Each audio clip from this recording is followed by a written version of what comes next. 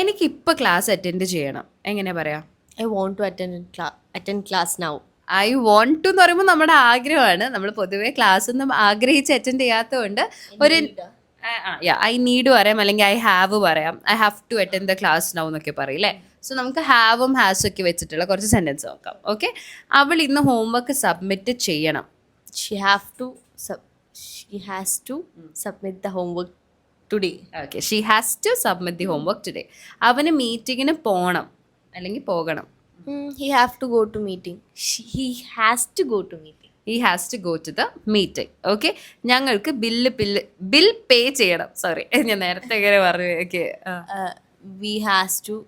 We have to pay the bill. എല്ലാം തലകുത്ത് തന്നെയാണല്ലോ. വീടെ കൂടെ ഹാസ് വരുന്നു, ഹീയുടെ കൂടെ ഹാവ് വരുന്നു. ഓക്കെ, വി ഹാവ് ആണ്, ഹീ ഷീ ഒക്കെ ഹാസ് ആണ് കേട്ടോ. എനിക്ക് ഇപ്പൊ തന്നെ അവനെ കോൾ ചെയ്യണം അല്ലെങ്കിൽ അവനെ വിളിക്കണം. I want to call him now. I have to. നമ്മൾ അത് വെച്ചാണല്ലോ ചെയ്യുന്നത്. I have to call him right now. ഇപ്പോൾ തന്നെ I have to call him right now. അങ്ങനെയാണെങ്കിൽ എനിക്ക് ഡോക്ടറിനെ വിളിക്കണം എന്ന് എങ്ങനെ ഇംഗ്ലീഷ് പറയാന്നുള്ളത് നിങ്ങൾ താഴെ കമൻറ്റ് ചെയ്യുക.